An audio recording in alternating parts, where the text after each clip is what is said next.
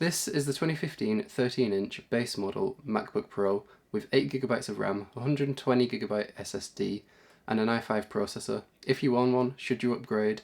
And if you don't own one, should you buy one in 2022? Welcome to my very long-term review of this MacBook. I've owned it for about 6 years and it's been with me since the first year of college up until now, my last year of university. I've used it everywhere from coffee shops to road trips. Before the release of the 2021 MacBooks, this was thought of as the last Pro laptop. That was because of the durability and the range of ports that you find on this device. The laptop has a fantastic looking IPS display with around a 2K resolution. This is great for word processing and watching movies on Netflix or even consuming content on YouTube.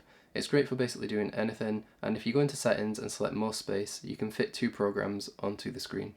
The keyboard feels really nice to type on and it sounds great too, and no dust doesn't break it like the 2016 to 2019 models. Much like the newer MacBooks, the trackpad is made out of glass and has an engine underneath it to imitate presses. What it offers is a range of customizability because of this engine, and this was the first laptop to feature it. The laptop is very portable. It's not as light as the newer ones, but that's to be expected, and because I've used it for so many years, I'm just used to the weight of it.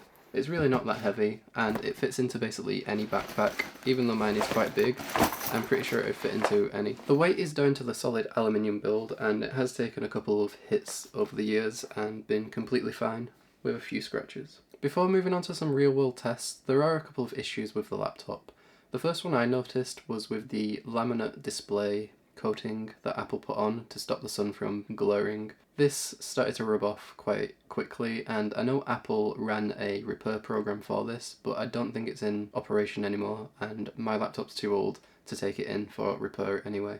The last issue I had with my laptop is probably the worst one, and that is that dust found its way inside the computer itself and messed with the fan, and now it needs to be repaired. But I've been borrowing one instead of repairing mine, just because it's quite expensive to repair. When it comes to battery life, it depends on the actual laptop and how many battery cycles the laptop has been through.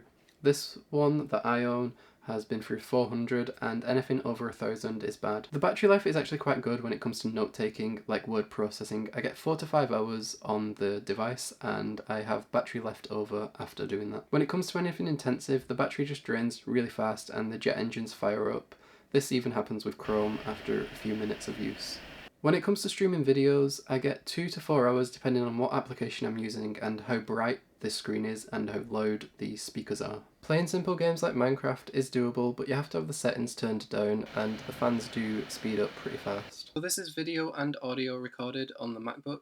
As you can tell, the video is quite noisy and it's not very nice, but the microphone quality is actually alright. Although these laptops can be found cheap online, I recommend you get them refurbished or with a warranty, and make sure you know how many battery cycles they've had, because they are quite old and there could be issues with them. The laptop does come running the latest version of macOS and should get future updates, but there's no telling what Apple will do. Some people say not to update to the latest version because it will slow down the laptop. I've updated and I've not noticed any slowdown. Even with these issues, it is a solid machine, but when it comes to 4K video editing or long timeline 1080p editing with lots of effects, it will struggle and become very frustrating and laggy. Using Apple's own video editing software like iMovie and Final Cut Pro that is optimized for the laptop will help, but only so much. So should you buy this MacBook? Well, if you don't want an Apple Silicon one for whatever reason, then yes, I think you should get the 2015 MacBook Pro.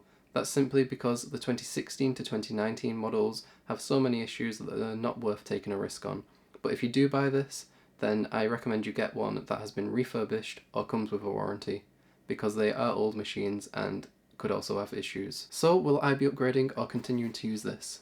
I will actually be upgrading, just because I want something with more performance when it comes to video editing.